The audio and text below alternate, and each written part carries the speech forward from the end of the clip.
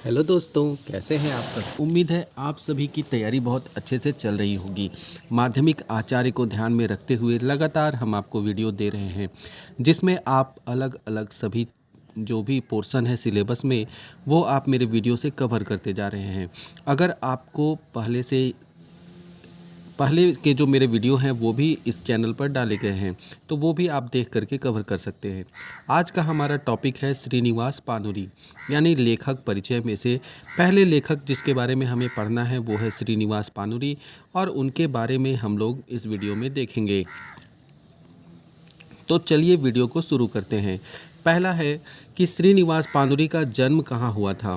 श्रीनिवास पानुरी जो है उनका जन्म हम लोग देख सकते हैं दोस्तों। इस पीडीएफ में आप इनके जीवनी को पूरी तरह से कवर कर लेंगे। तो श्रीनिवास पानुरी का जन्म 25 दिसंबर 1920 ईस्वी को धनबाद जिलाक बरवाडा कल्याणपुर में हेल रहे। मतलब श्रीनिवास पानुरी का जन्म 25 दिसंबर 1920 को हुआ था। और कहाँ हुआ था दोस्तों, तो धनबाद में एक बरवाडा नामक स्थान है और वहाँ पर एक कल्याणपुर जगह है, तो वहीं पर इनका जन्म हुआ था श्रीनिवास पानुरी का। इनके बापे का नाम मतलब पिताजी का नाम शालिग्राम पानुरी याद रखना है, और माता का नाम दुखनी देवी याद रखना है। ये तो याद ही कर लिए होंगे। आखिर अगर हम लोग बात करें तो ये झारखंडी नहीं थे मूलतः रूप से। इनकर बुबा का मतलब होता है दादा, तो इनकर बुबा तखनेक गया एकनेक नवादा, पहले के समय में जो गया था अब वो नवादा जिला के अंतर्गत ये गांव पड़ता है। बेलदारी गांव, कौन सा गांव, तो बेलदारी गांव जो अब नवादा में है, पहले गया में था। और वहाँ से ये आए थे बरवाडा में आकर के माड़ल रहत मतलब यहाँ पर आकर बस गए थे।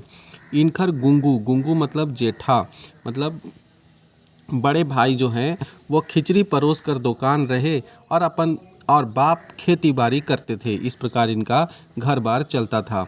आगे चलते हैं कि इनकी पढ़ाई लिखाई की क्या व्यवस्था थी, पढ़ाई लिखाई कितना किए हैं। तो पानुरी जी की पढ़ाई मैट्रिक तक हेल है। पानुरी जी की पढ़ाई जो है वो मैट्रिक तक किए थे। लोअर प्राइमरी क्लास गाँवेक में करल बादे जिला स्कूल धनबाद में नाम लिखवाला, और 1939 में कब किए, 1939 में इन्होंने मैट्रिक पास कर लिया था। तो पूछा जाता है दोस्तों, पानुरी जी मैट्रिक पास कब किए थे, 1939 में, याद रखना है। मैट्रिक पास कब किए थे, 1939 में। जन्म कब हुआ था, 25 दिसंबर 1920 को। 25 दिसंबर 1920 को इनका जन्म हुआ था। आगे चलते हैं हम लोग कि गरीबी के चलते आगू पढ़ाए ना हेला, मतलब कि गरीबी के चलते आगे इनकी पढ़ाई नहीं हो पाई, मैट्रिक तक ही पढ़ के रह गए। 1939 में पास किए। आगे चलते हैं 1939 में, और माय 1944 में दुनिया छोड़ दिलक। इनकी जो माँ थी वो 1944 में इनको मतलब इनकी माँ का देहांत हो गया था। आगे चलते हैं। घर चलावे खातिर धनबाद एक पुराना बाजारे एगो पान गुमटी खोलला, चूना कथा के हाथ रंगाए लागला। मतलब इन्होंने अपना घर, अब गरीबी था तो घर चलाने के लिए कुछ करना पड़ता था, इसलिए इन्होंने एक पान गुमटी का दुकान जो है वो खोला। कहाँ पर, तो धनबाद के पुराना बाजार में। आगे चलते हैं। पानुरी जी जनवादी विचारधारा के लोक रहल कर चलते धनबाद कर नामी झारखंडी नेता विनोद बिहारी महतो, जो कि इनके दोस्त थे दोस्तों, इन्हीं के ऊपर इन्होंने जो चाबी काठी जो है वो नाटक इन्हीं के ऊपर लिखा है। तो विनोद बिहारी महतो और ए.के. राय से भी ये मिले और मेल जोल इनका दोस्ती में बढ़ गया। एखिन जहिया भी इनकर पान गुमटी बाटे ले गुजरत, मतलब जब भी इनके पान गुमटी वाले रास्ते से गुजरते थे, उस तरफ से गुजरते थे, इनकर गुमटी पान जरूर खात और 2-4 कविताएं सुनत। मतलब इनकी पान गुमटी में रुकते थे, वहाँ कुछ खाते थे और उसके बाद फिर कुछ इनकी कविताएं भी सुनते थे। अगर हमको बोले कि खोटा साहित्य में इनका योगदान क्यों है, आखिर क्यों पानिरी जी को खोटा का पितामह कहा जाता है, तो इसका बहुत बड़ा कारण यह है कि 1946 में इनकर मन में अइला कवि मन जागल, और कवि सम्मेलन कविता सुनल बादे इनकर मने कविता गीत लिखे भाव जागल, और कविता गीत लिखे लागल। कवि सम्मेलन में गए थे और वहाँ कविता सुनने के बाद इनके मन में आया कि हम भी लिखे, और इसके चलते इनकर परिचय बड़ बड़ कवि लेखक से हेल। जकर में राहुल सांकृत्यायन जो कि एक बहुत बड़े कवि थे, और राधा कृष्ण, हंस कुमार तिवारी, बेधड़क बनारसी, रामदयाल पांडे, जानकी वल्लभ शास्त्री, भवानी प्रसाद मिश्र और वीर भारत तलवार से इनकी दोस्ती हुई, जान पहचान हुई। राहुल सांकृत्यायन उस समय के बहुत बड़े कवि थे। उनका चिट्ठी लिखलत, ये लिखे उनको चिट्ठी, और उसमें क्या लिखे थे कि लिखल रहत, मातृभाषाओं का अधिकार कोई छीन नहीं सकता, न ही लोक कविता को आगे बढ़ाने से कोई रोक सकता है। हाँ, कविता करने से आप साहित्यिक कवियों की कविताओं का अनुकरण हरगिज न करें। उसके लिए आदर्श है लोक कवि और उनकी अछूती भाषा। ये चिट्ठी उनका मान और आशीर्वादे फूल रहे से ले उ खोटा भाषाएं रचना लिखे लागला, और इस प्रकार से उन्होंने खोटा भाषा की रचना करने लगे। इनकी जो पहली कविता थी खोटा, उनकर पहली किताब बाल किरण 1954 में, याद रखना है, उनकी खोटा का पहला किताब जो छपा बाल किरण 1954 में छपा था। 1956-57 में मातृभाषा नामक एगो खोटा पत्रिका बहरावे लागला, मतलब मातृभाषा नाम का एक खोटा पत्रिका जो है वो छपना लगा 1956-57 में। भले ही छोट मोट रहे और बेसी दिन नाय बहराई, मतलब ये छोटा मोटा काम था और ज़्यादा दिन चला भी नहीं, लेकिन 1957 में रांची आकाशवाणी यानी रेडियो स्टेशन से खुलल, और यानी कि रांची में आकाशवाणी कब खुला दोस्तों? 1957 में खुलल, और हुआ से लोक भाषा कवि गीतकार कर खोजैर हेवे लागल।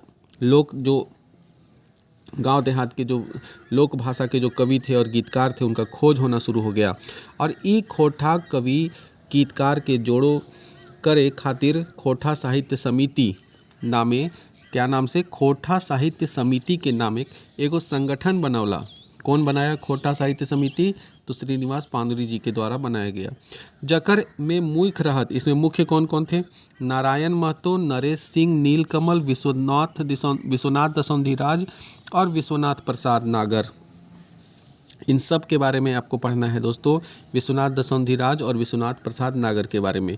1970 में खोटा नामक पत्रिका फिर बहरावे लागला। इन्होंने खोटा नाम से एक पत्रिका दोबारा प्रकाशित करना शुरू किया। कब? 1970 में। भले एहो बेसे दिन न चला, फिर से ये पत्रिका ज़्यादा दिन तक नहीं चला।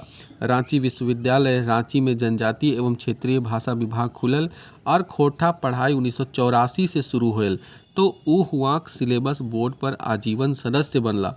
वहाँ पर श्रीनिवास पांदुरी जो थे आजीवन सदस्य बन गए। 7 अक्टूबर 1986 को इन्होंने दुनिया छोड़ दिया। मृत्यु कब हुई? 7 अक्टूबर 1986। जन्म कब हुआ था? 25 दिसंबर 1920 में। मैट्रिक कब पास किए? 1939 में। माता की मृत्यु 1944 में। इनकी कुछ प्रकाशित कविता है, तो कविता संग्रह इन्होंने लिखा है बाल किरण, आँखी गीत, तितकी पत्रिका। खंड काव्य इनका कुछ था राम कथामृत, अग्नि परीक्षा, और एक अनुवाद भी किए थे जो कि बहुत फेमस है इनका, मेघदूत, और जो कि मुक्त छंद में लिखे थे। और मेघदूत जो कालिदास का संस्कृत में है उसको खोटा में अनुवाद किए थे श्रीनिवास पांदुरी, और मुक्त छंद में ये लिखा हुआ है। इनका नाटक भी है दोस्तों, जो कि 2 नाटक बहुत फेमस है। पहला है उद्वासल कर्ण और दूसरा है चाभी काठी। उद्वासल कर्ण जिसमें इन्होंने कर्ण के जीवनी को बताया है। उद्वासल का मतलब होता है नेग्लेक्टेड, मतलब कर्ण किस प्रकार से अपने पूरे जीवन भर उतना योग्य होने के बाद भी उसको नेग्लेक्ट किया गया, नज़रअंदाज किया गया, उसी प्रकार उसका इसमें विवरण किया गया है।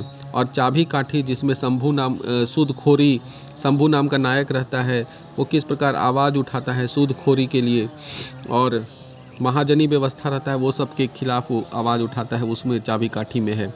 तो अप्रकाशित इनकी कुछ कविताएं हैं जो छपी नहीं, तो क्या है? पारिजात जो कि एक काव्य है,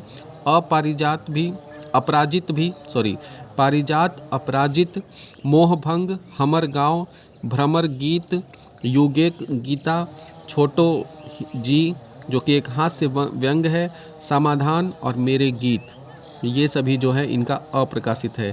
कहानी संग्रह इन्होंने लिखा रक्ते भिंजल पाखा, यह इनकी कहानी संग्रह है।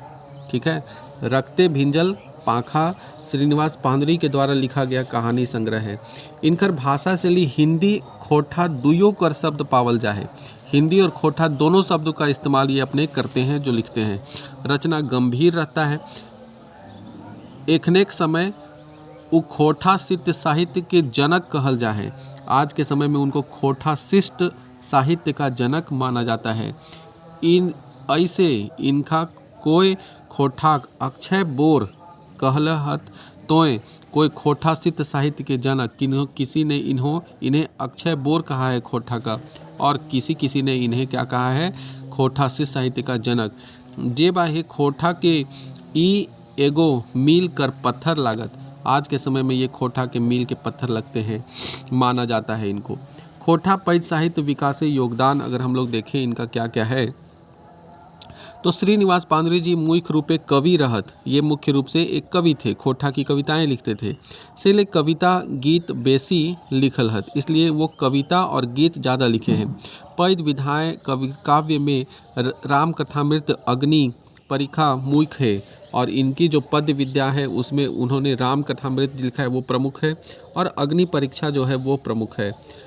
रामायण के कथा पर यह आधारित है। अग्नि परीक्षा सीता जी जो है वो, तो ये अग्नि परीक्षा पर जो है और ये राम कथा पर आधारित है दोनों। राम कथा में मोटे 3 भाग है। राम कथा कितने भाग में है? 3 भाग में। अग्नि परीक्षा राम कथा के पूरक रूपे लिखाइल है। मेघदूत कालिदास कर मेघदूतम कर खोठाएं अनुवाद मुक्त छंदे कर लेहत। किस छंद में लिखा हुआ है? मुक्त छंद में, याद रखिएगा। कविता संकलन में इन्होंने बाल किरण और आँखी गीत बेसी लोकप्रिय है इनका, और इस सब में गीत तर्जे सिंगारिक और प्राकृतिक चित्रण बेसी है। एकर में इनकर कोमल भावना झरल है, और उनकर काव्य में यथार्थवादी और कल्पनावादी प्रवृत्ति पावल जाहे। इनकी जो कविताएं हैं उस किस प्रकार की होती हैं, तो यथार्थवादी और कल्पनावादी होती हैं, मतलब काल्पनिक कविताओं को ये ज़्यादा लिखते हैं। इनकी भावना का अगर बात करें तो ये छायावादी भाविक कविता लिखते थे। छायावादी जिसमें प्राकृतिक चित्रण परक कविताएं जो है वो लिखते थे। छायावादी कविता के मध्य काल्पनिक लोके यानी आदर्श, मतलब काल्पनिक दुनिया के बारे में ये होता था, जैसे नील आकाशे उड़े खातिर। तो इस प्रकार से कल्पनाओं में ये कविताएं ज़्यादा लिखते थे, कल्पनाशील कविताएं लिखते थे। पलायनवादी जो झारखंड के युवा हैं, झारखंड के लोग जो हैं पलायन करके बाहर जाते हैं रोजगार के लिए। हम सुनल ही सुनेक डाक के ऊ हमार डाके आर नाय रहबो घरे कुम्हार चाकाक चाके। इस प्रकार की पलायनवादी कविताएं, पलायन के भाव वाली कविताएं ये लिखते थे। अज्ञात प्रेयसी के आलम्बन बनाई के अपन प्रेम के व्यक्त करे भाव परक, मतलब एक अज्ञात प्रेमी प्रेमिका की याद में ये अपनी कविताएं लिखते थे। ठीक है, अपने प्रेम की भावना को बताते थे। फिर छायावादी प्राकृतिक एक गुण आत्म केंद्रितो है, और इस प्रकार की कविताएं होते थे। जनवादी कवि के रूप में अगर हम लोग देखें तो इन्होंने शोषण के विरुद्ध में, और देखेंगे कमज़ोर वर्ग का चित्रण इन्होंने अपनी कविताओं में किया है। शोषणिक विरोधों, मतलब शोषण के विरोध में भी इन्होंने बहुत सारी कविताएं लिखी। और जनवाद भाग्यवाद पर विरोध, जनवादी साहित्यकार सभे भाग्य पर विश्वास नाय करहत। तो ये जनवादी जो होते हैं कवि साहित्यकार, वो भाग्य पर विश्वास नहीं करते हैं। तो इस प्रकार की कविताएं इनकी होती थी। और उलगुनानेक पोषक, मतलब आंदोलन करने, क्रांति करने वाले जो कविताएं होती थी, क्रांति को जनक वो कहते थे। इनका है कि 1956 कर पहले एकनेक धनबाद तखनेक मानसून जिला रहे बिहार कर। हिया मान सुंदरीक माने मानभूम माटी। मानभूम जो है वो धनबाद क्षेत्र जो है उसे कहा जाता है, और उसी को अपनी कविताओं में ये लिखे हैं।